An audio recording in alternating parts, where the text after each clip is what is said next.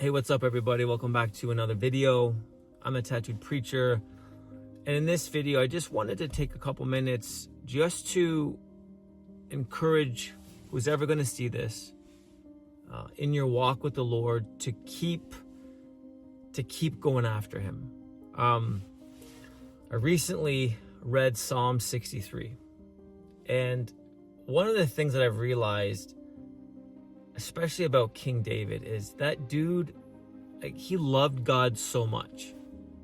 Like, a lot of times when we think about David, we think either about David and Goliath, or we think about, you know, his sin, what he did with Bathsheba, and then what he did with Bathsheba's husband Uriah.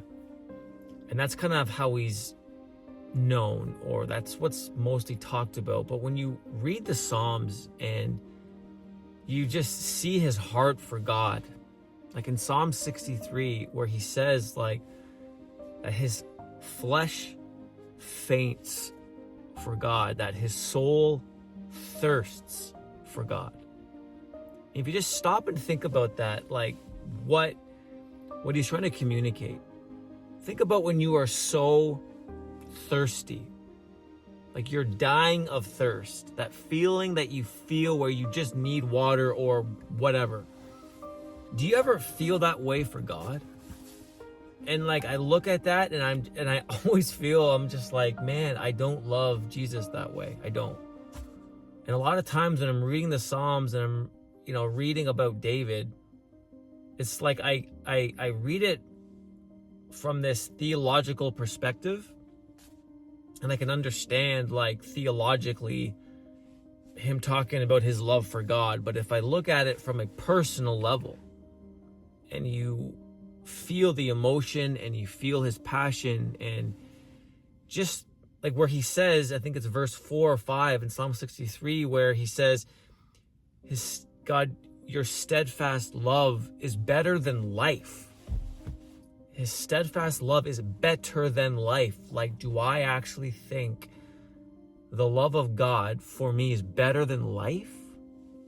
And this is just one psalm. I mean, he wrote so many psalms with so much emotion and passion, and just, you see his love and how much, even when things were horrible, even right after his sin, or when he was on the run from Saul, and he writes all of these psalms talking about God, like, when are you going to save me? When are you going to deliver me? But then he'd always end that song with, no, but like, you are my refuge and my strength and my portion. I'm going to trust you. I look to you. And he's just over and over again, he's not relenting. He keeps going to God with everything, and he keeps pursuing him no matter what he's facing. When he was finally on the throne, or when he was on the run, he doesn't stop pursuing God. He keeps going after him. And I just find that, at least right now in my life, very inspiring. And I know there's a lot of people out there who you're finding it difficult to keep pursuing God for whatever reason. You know, whether it's relational issues, financial issues, work-related issues, political issues. Like, there's so much stuff happening in our culture and in our world right now, and it's like it's sometimes hard to keep going after God. And I remember, like, way back when I first really gave my life to Jesus, when I was 17, and I just remember like that phrase, going after God. It meant something so real and deep and beautiful back then. And it's like that same phrase has just lost that, I don't know, that essence that it once had for me way back. And I'm like, I want that back.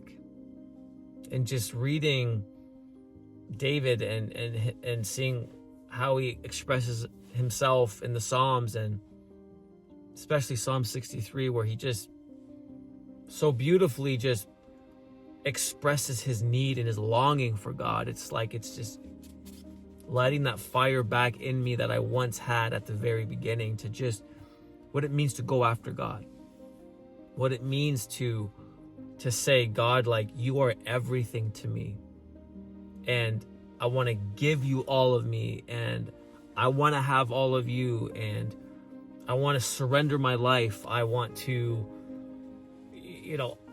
I don't want to hold anything back. And so my prayer for you, you're watching this, if you can relate with this, is that you would just keep going after God, keep staying in his word, keep pouring out your heart to him, keep being vulnerable with God, keep telling him how you feel, and don't stop worshiping. And I know for me, that's been a massive issue, is I've stopped worshiping. I've stopped taking that time to just go before the Lord in song. And that's been really lacking. And I feel like that's a major part to why that connection is not what it used to be, or that passion is not what it used to be. It's because way back, man, I used to be about, I can't even say that. I used to be about worship way more. And so it's just like, I want to get back there. And so I encourage you, pray, get in his word, keep worshiping, keep pouring out your heart towards him. And I know that as God did with David, and he will do with you, and he will do with me, he will meet us where we're at. Because I don't think there's a prayer that God loves more than one of his kids coming before him and saying, like, God, I want you. I want all of you. Come meet with me. That blesses his heart, I think, more than anything else. And so keep going. Don't give up. God's got you. He's with you. He sees you. And I pray that he will meet you with his presence and with his spirit like you've never experienced before. So hope that blesses you. Hope that encourages you. And yeah, thanks so much for watching this video, and I'll see you all in the next one. Much love. God bless.